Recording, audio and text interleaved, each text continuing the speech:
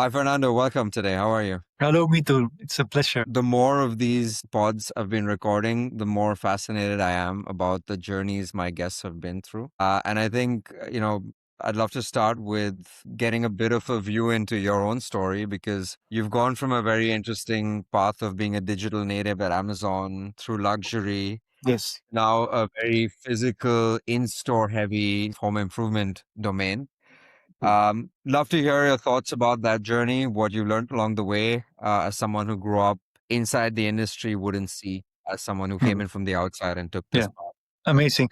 So, firstly, I want to say I consider myself somebody that wants to live many lives. So, not getting into the personal space, just on the professional side, I think I've been lucky to have lived in different industries. You mentioned the retail ones, but I want to honor my previous experiences, which were quite varied. So, I worked at McKinsey for some years in consulting, strategy consulting. I did work in banking in London, in City. And I did work in the venture capital industry for a while, also in telecoms. So in the end, I think I'm an outsider, but those previous experiences did give me some tools or some competencies that I think have been very useful, right? So starting with McKinsey, like thinking strategically, communicating strategy, acting from a strategic point of view. In banking, what I would take as the most interesting experience was that learning how to put value or put Mm, numbers or to value things, value companies, value projects. And in the venture capital world and the startup world, I think I did learn how to understand the value proposition of a company, how it can be differential, and and with that, how that enables you to capture a market. I think all three have been very relevant. So all that before I joined Amazon and then got into the retail world. Yes. very interesting. And I'm curious to hear how these three and even the Amazon experience are now translating into your current world. Like if you have Yeah. some examples, I Yeah. think that would be really interesting. Like we have within the retail world the Amazon experience, then we have the Puig experience, and now in the home improvement world with Leroy Merlin. I think that what I've been seeing is that evolution of retailers has happened through transformation. I think transformation is not an easy job. I don't think it's a job for everybody. You need to enjoy it. And I do believe there are certain things I've been learning in the different stages of my career that can be used or are very useful for navigating this transformational era that we're seeing in retail, right? I would say that the first thing, it's long-term thinking. I'm going to point out three or four points. Long-term thinking is critical. Retailers do have small margins. They get Mm, narrower and narrower, and that doesn't help in terms of making decisions that give you a positive impact within 1, 2, 3 years, right? mm, Because pressure for the short-term results is very important, right? But I had the luxury of working in three companies that have some elements that make them very much long-term thinkers, right? So Amazon, I can talk for the age within the leadership of Jeff Bezos, was very known for its long-term thinking, willingness to make errors, right? I have many cases, no, in which we would tell ourselves we are here for the long run. mm, Doesn't matter if we take 2 more months or 2 more weeks to launch this project, or you would say, hey, this is going to impact us financially, but it's the right thing for the customer long term. So let's make this decision.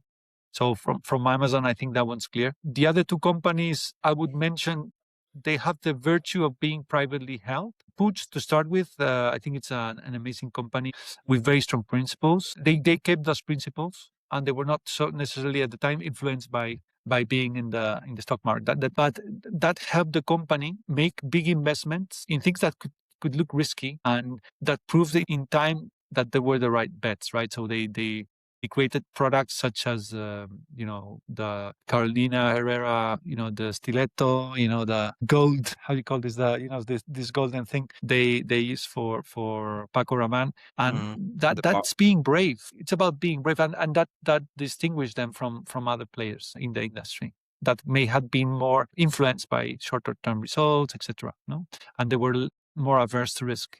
Now moving to Leroy Merlin and more broadly the Mouillet family. Again, this is a third, fourth generation privately held group. When you are an insider, you realize how strong this long-term mentality is and how they've been profiting from the companies that were doing better, Mhm. pushing them to get cash to reinvest on future companies that in time had been delivering the results and becoming the flagships of the group. And I think that's super inspiring. I would mention those three things in terms of long-term thinking. In terms of transformation, what I've learned also, and I think is very valuable, is how technology plays such a big role.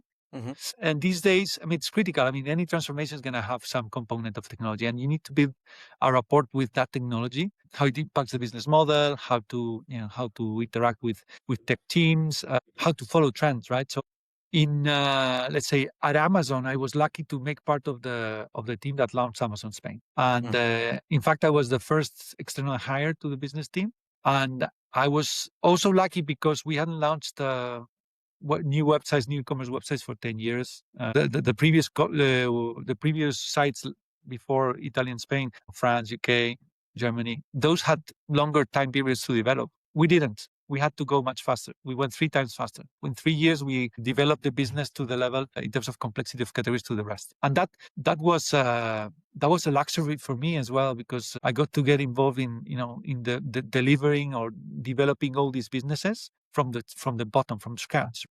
So all the backend technology, we were testing it, and I think it was super useful. And it helps you understand how important tools are to make yourself more efficient. And I don't want to, understate it, because in reality, one tool can drive productivity by 2 times, 3 times. Now it may even be 100 times.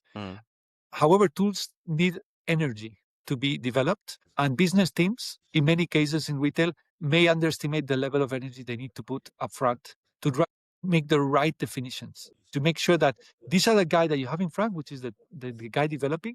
He needs the clearest guidelines, and the guidelines that really meet the customer needs as best as possible, because he's going to be spending, I don't know, 1 year, 2 years developing. And that's something I learned at Amazon. I've been able to apply elsewhere, and I think that's differential. A common thread, I think, across all three, if I'm Yeah.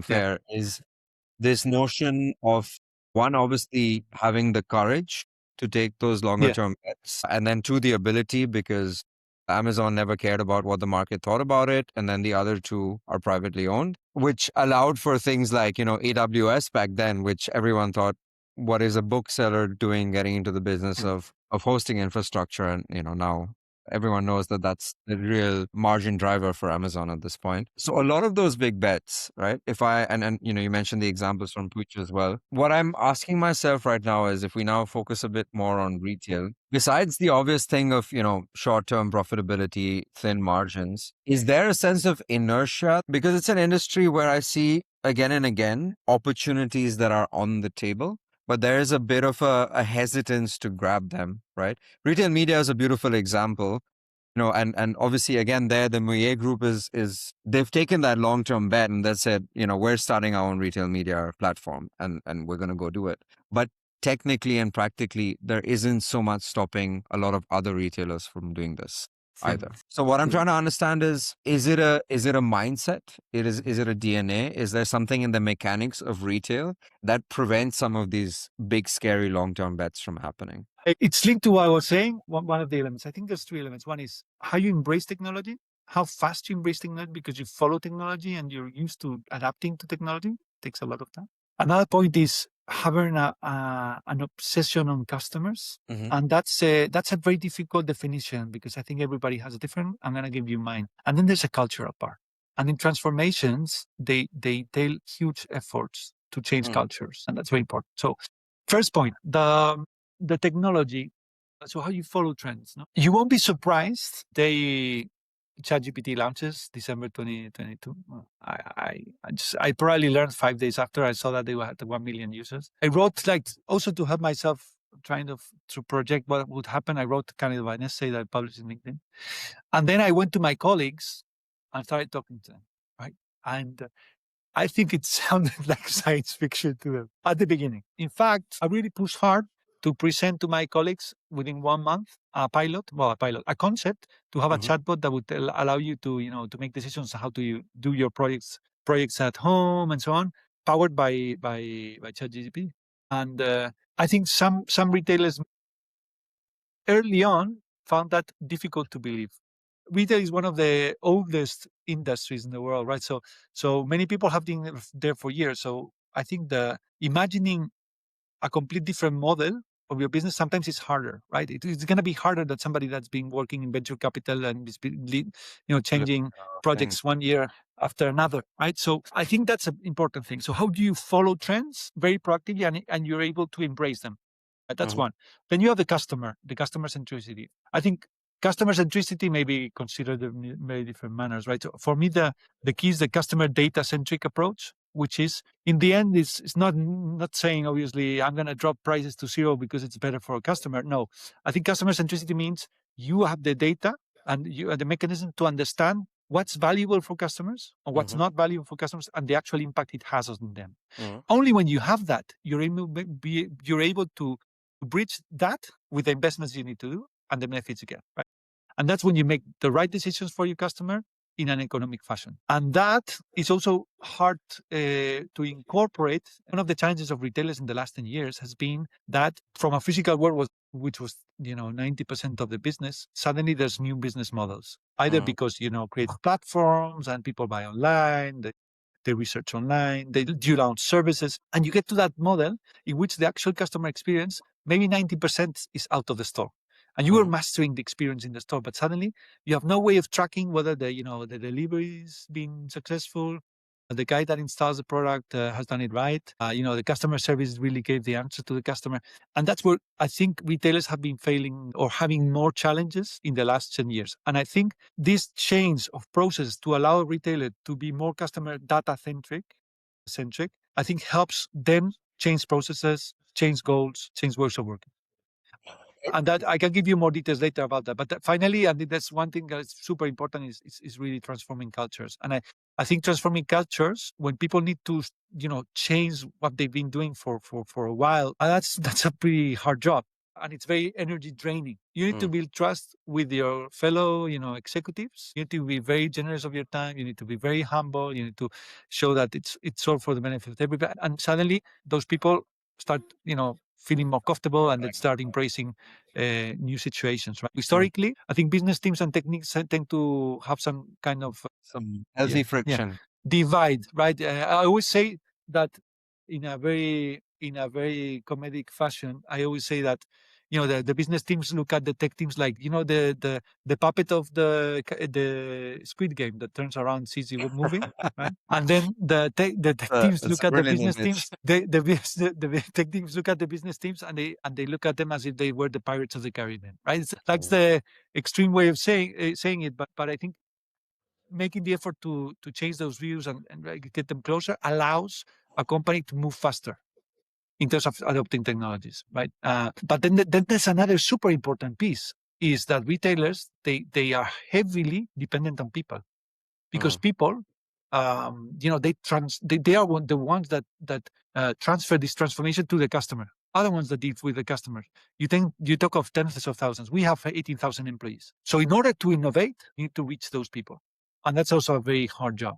Those people need to, you need to get with a very simple message. You need to be very constant about the messages. You need to choose the battles of what you say, and you need to inspire them. In the end, inspiring is key. So, super aligned on the last one there, right? I think culture and getting people on board is across industry a challenge, but I think probably most acute in retail because any technical intervention, if you're putting it into the shop floor, for example, and you have the thousands of staff in there who aren't on board with it or aware of Yes. it or familiar with it, or they just perceive it as a burden instead of something that's making their Yes. life easier, regardless of what the reality is, you're going to be stuck with that initiative. I want to go back to the first 2 points you made, though. I'll start with the second one because that's something that's a bit closer to my heart. Uh, one of the things I myself struggled with when I was working with retailers was this sort of dichotomy between we are customer centric, we want to be customer centric, but then the reality of most customers are unknown and anonymous and walking in and out of the stores. And the added complexity of what you highlighted earlier, right? That an initiative that's designed to help you understand those customers, let's say, may not move the short term margin needle. So it's one of those things that a lot of retailers, and I speak to them on a daily basis with several hundreds of locations, are like, yeah, we don't actually know much beyond like the 5-10% that we have in this loyalty program, or that kind of thing. And I believe that's something that Amazon got right from day one, right? They obsess over who the customer was, what they were doing, why they were doing it. And of course, there's an incumbent advantage in the online world of what data you can collect about your customers.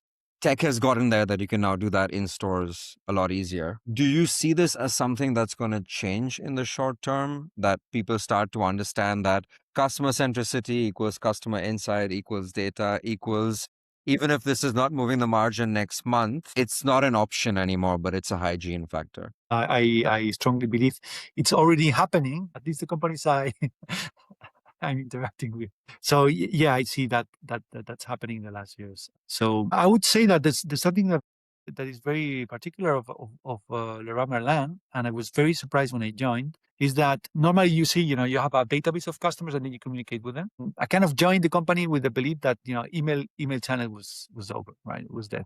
And then I joined the company and I was amazed by the impact it had, the level of open email rates that they had, and I learned that actually each company is different, right? But this one was very much an authority in terms of home improvement. So customers were really eager to receive emails. They were really looking at, our YouTube channel, which is millions of visits, TikTok, so we were an authority. And that was very relevant because you say, hey, now I'm in a paradigm where the data I can collect, I can use it to communicate.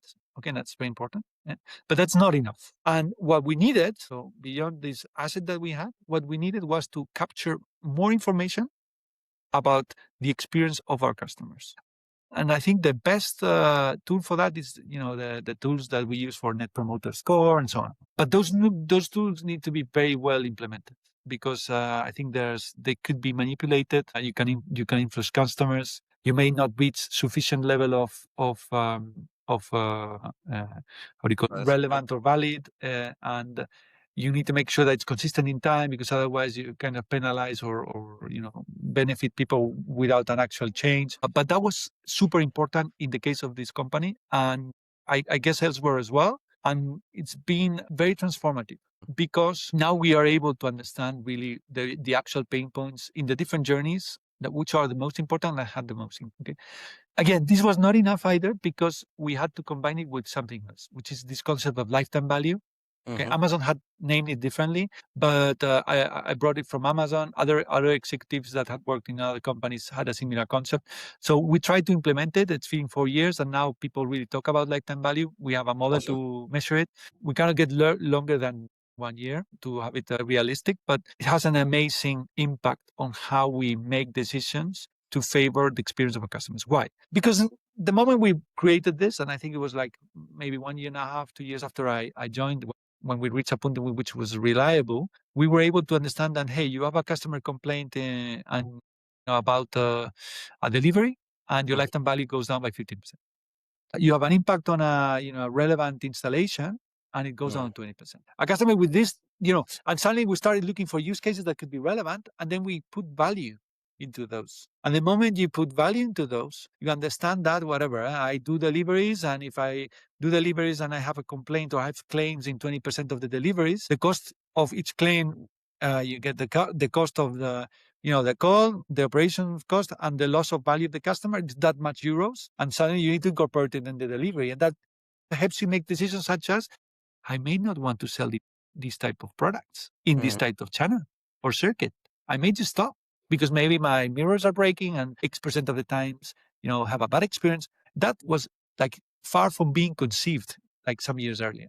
And now it's a reality. I'm giving you a simple example, but there's much more sophisticated ones. And I think they're very powerful. They're very powerful. Similarly, I think it's kind of a subset of lifetime value, but omnichannel conversion, I think it's very transformative as well. Because the moment you learn that a company like us, 40% of its GMV, 40% starts online. It's somebody that looks at the product online and either buys the product online, buys the product on the store, 40%. Then it changes your mind because suddenly you say, hey, I'm not going to obsess only about online conversion in my web. I'm going to obsess about online conversion and ROPO and the combination of both. And that's where I'm going to make the trade-offs. So for example, I mean, I had the luck of working with Amazon on the search engine, the A9 team, which was, I think, very similar to Google when they built their own business. I think Amazon was very good at creating a self-learning search engine that would learn about the uses of the customers and so on. Then I went back, when I went to Leroy Merlin, I kind of brought all these ideas. We added the one of omnichannel conversion, which is something that doesn't exist on Amazon, but in our case was very important. And that would lead you to say, hey, this product that converts has a 10% conversion online, whatever, and this product that has a 5% conversion online. However, this product, it has a 15% omnichannel conversion. Hence, I may be willing to give away part of my sales online, part of my conversion online, because I'm generating value offline. And that's a very bold decision. And it does have impact. And you will see your marketplace revenues suffer during 1 year. You will see some of your online sales on 1P as well. But if you have a robust model, you learn that you are favoring what really customers want most, which is, hey, I see a product, I see the right product, it's actually available in my closest store, I can go and buy it. So I think those are probably the best examples I can give you on how to make a company that's a retailer, omnichannel, a bit of a more customer data centric, right? Because customer centric, everybody's customer centric. Yeah. I think these are actually very, very good examples, right? Because that exact connection that you made of knowing this now helps me understand how one otherwise hard to measure unpleasant experience actually has a bottom line and top line impact for the business. And I think that's the bridge that needs to get built. What I also think a lot about lately, and I'm wondering how you deal with that as well, is there's a known halo effect of what you're doing in terms of online marketing as well on the stores, which is also something that most retailers seem to either disregard. You're looking at online ROAS in terms of online conversions. But even if I just take anecdotally my own behavior, right, there's been increasingly online interactions that have led me into a store in terms of ads. And I think in a category like Leroy Merlin, where you're looking at, hardware, physical products, something that people maybe want to interact with before they make that buying decision, I can see that being an even bigger proportion than with, say, something that's a bit more commoditized. I think our business is significantly more omnichannel than others because the journeys are more complex. The decisions take more time. They need to interact with salespeople. You need to advise. So I think it's nothing to do with buying a book, buying an iPhone you bought 5 times, buying a toy, buying a computer. So that's very important. So in that sense, ROPO, how we incorporate ROPO in our marketing, I think that's the question, right? So And how you we measure it. started doing that. Bear in mind, I mean, for every conversion online, you generate 3 offline, roughly. Okay, so it's a big difference. Some year ago, we would look only at the ROAS online. Now we're incorporating the ROAS omnichannel because we have this way of measuring. It's not 100% where we want to get to, but it's enough for us to learn the actual impact. How And do you then measure on that top in of that, we right need to now? add one thing. I think it's important. It's not super entirely related, but it's critical to understand that it's not ROAS from ROAS to ROI, right? So, ROI. I think if you look at only revenue that generate, it's fine. But the best is that you look at the contribution margin that you generate both online and offline and combine all of them. And we've been lucky to onboard a very powerful woman that actually comes from Amazon that helps us incorporate this performance concept of profitability, contribution margin. So we have a combination of Google feedback and our internal data because we are luckily, and this is linked to the first statement that I made at the beginning, we have a very powerful club. We have a very, very powerful club with customers that are very loyal. We have 6 million customers. They're very happy about making part of our club, and that gives us a lot of data. One of those data is the fact that you buy online. I know you were signed up in my app because when you click online, you get to the app, and then you make a purchase. So that's data used to optimize this. And what happens? The thing is that if I'm going to compete with a pure player on online conversion and online ROAS, there's no way I'm going to win. There's no way. Not There's with a no way car. that I would always underinvest. The thing is that when you add the omnichannel conversion, you realize that your conversion is higher than them, and then you can invest more, right? And then you need to fine tune regarding based on whether one product or another have more or less, omnichannel conversion. So then you can add the downstream impact of lifetime value of you acquire a customer now, it's going to deliver more later. Okay, that's a more difficult thing to do, and we do it a bit of on a one-off way. But I'm going to go a bit further because we're talking about marketing outside of our website, but I think marketing within our website is equally important. In Brayman, we have 400 million visits a year, right? Those 400 million visits are largely, bigger than the visits on the stores, and that's a lot of power, and that can help us, target those customers hand in hand with our suppliers or our sellers, right? The suppliers, if you're able to deliver to them the impact they have on Ropo, you're having basically a forex impact, and that's gonna help push the retail media business that you mentioned earlier. And I think it's gonna be critical in the end in an economic fashion, to help customers make the right decisions, to make the right product, to purchase the right products with the right experience, right? In the end, it all comes down to that, right? So yes, ROAS needs to be incorporated in your online marketing and also in your retail media. It's paramount. This is the last thing you mentioned, right? Does that tie a little bit in for you also with the marketplace model that you've been building? There's of course the store network, there's Yeah. the e-com, but my understanding is you've been increasingly moving towards a marketplace sort of model. Yes. Where does this overlap with what we're talking about right now? Launching a marketplace is a massive transformation, and culturally, it was very important. And for that to be successful, one very, very, very important piece, which by the way we guarantee with the 1P online business, Mhm.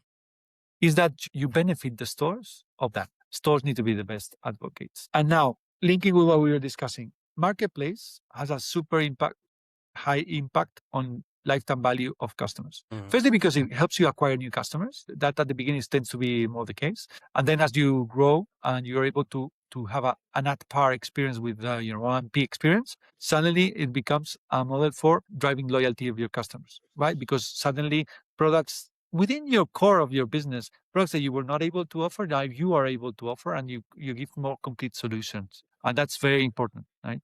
And you need to incorporate that in your marketing decisions. So I'm gonna market I'm gonna invest in performance media for my 3P business. I need to incorporate the fact that once the people buy in 3P, you add maybe 50% more value through other purchases later. That's one piece, but I think there's another one that it's into game, and I think we're very much innovative around it. Is that the moment you have marketplace, you basically multiply by 10 your selection. If you're a retailer that's sufficiently innovative to allow your store employees to sell your 3P products, which is something that not many retailers have done, then the power is the impact is It's massive. significant, right? Yeah. So we've been testing that, and yes, obviously they have more impact in certain categories, but you would see some stores having 1 point, 2 points extra of growth, and it is all transferred to incentives to the stores, right? Because as I said earlier, if you add the marketplace into the P&L of the store, the benefits and the incentives of the store, it all will all play more coherently. It depends on developing the right technology and the right tools, because otherwise and the right processes, because otherwise it can be a bit painful. But the moment we can do this, we will offer something that would be substantially differentiating versus a pure player. Because now you can go to the store and they will be able to offer you products that you're not even selling, and eventually you're going to be able to pick them up in store, you're going to be able to deliver return them in store, and suddenly you multiply by 10 the options you give to customers. So very powerful.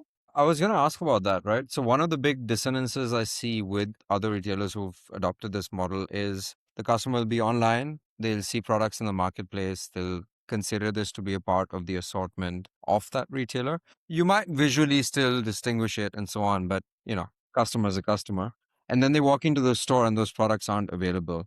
So one thing that I wasn't sure about is, are you actually stocking those products in stores as well? And two, is then the only fix? If not, then is the fix what you're suggesting, where that purchase journey then gets picked up by a sales associate and still happens digitally, but in the store? We did a study at the beginning when we launched the marketplace, and we realized the large majority of customers either don't know or don't care whether it's sold by 3P or 1P. So Right. the expectation is that the customer experience should be pretty much the same, which is not entirely the case. I mean, you can take the example of very known marketplaces like Amazon. The experience of a seller that's not using FBA is not necessarily as good as the Prime benefits, right? So that for us was very critical. I wasn't really in a position to push the development of marketplace through marketing, etc., until the point where the marketplace could have a comparable experience with our own 1P delivery. Okay. And it took us 2 years, and we achieved the same NPS, and through different solutions. But I think that was very, very important, making sure that from the very core of a marketplace business, you ensure that the experience is as close as possible and as satisfactory as possible, right? Hmm.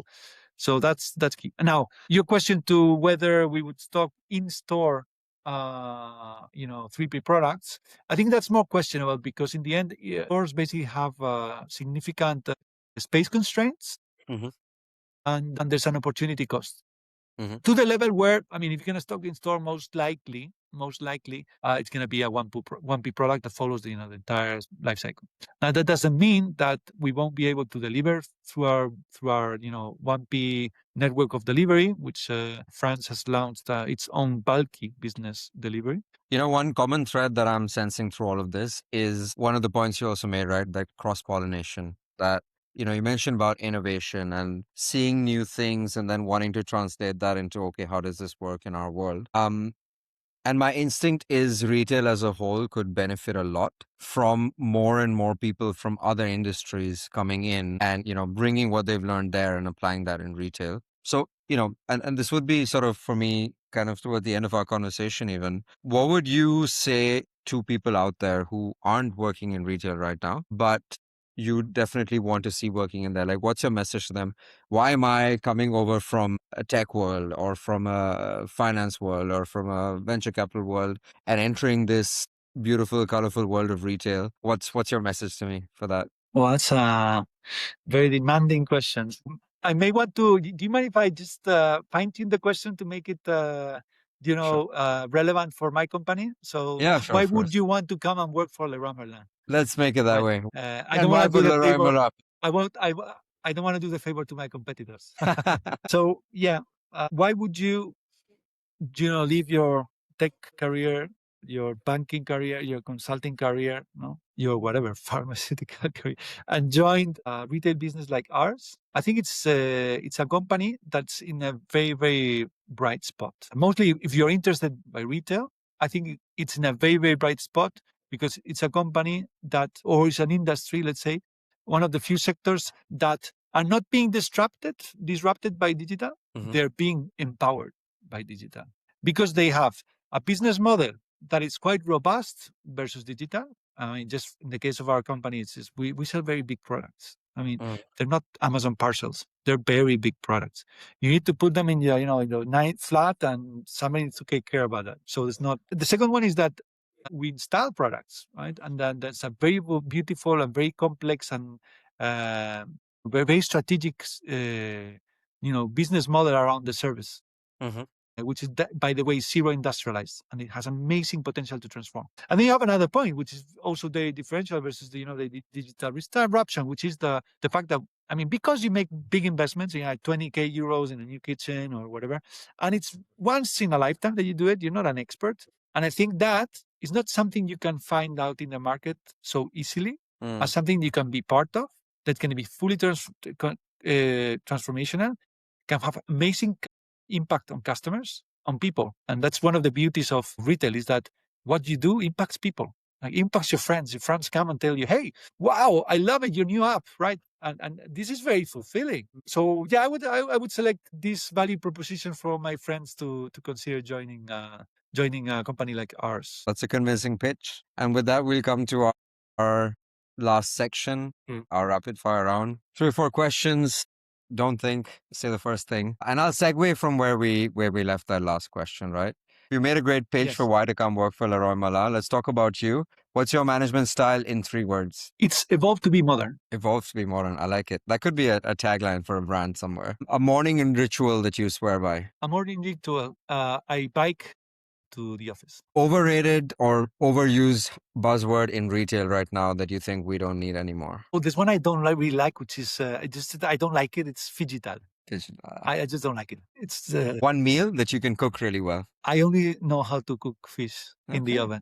I'm not sure if that counts as cooking or just using the oven, but that's the thing I do the best. That's where it starts. Awesome. And last but not least, what's one superpower that you'd want to have? That's one superpower. Realistic or fantastic? Fantasy. You have this moment to wish whatever you want, Fernando. Yeah. I wish I could stop time. I think that moves into the personal space, but yeah, I wish I could stop time and Those enjoy lines moments cross. better. Well, that's a great note to end on. We are out of time for today. I noticed a few topics along the way that we probably should double click on. So Yeah. maybe there's a V2 we need to do at some point, but I really enjoyed this. Thanks for tuning into this episode of the Retail Spotlight. And that's how we found it. Whether you're in the retail industry and want us to dive deeper into certain topics or invite certain guests, or if you're a passionate shopper enjoying a behind the scenes look, we want to hear from you. Hit us up with your comments, likes, and feedback. And if you know someone who loved this episode, please share it with them. Lastly, if you want to stay informed when we go next live with the next episode, make sure to hit the subscribe button. See you next time.